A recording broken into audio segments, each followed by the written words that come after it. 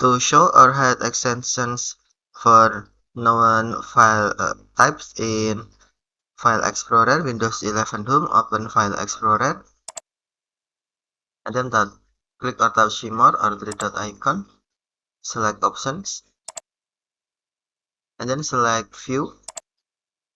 Next on Hide Extensions. For known file types, check to hide or uncheck to show, and then tap Apply.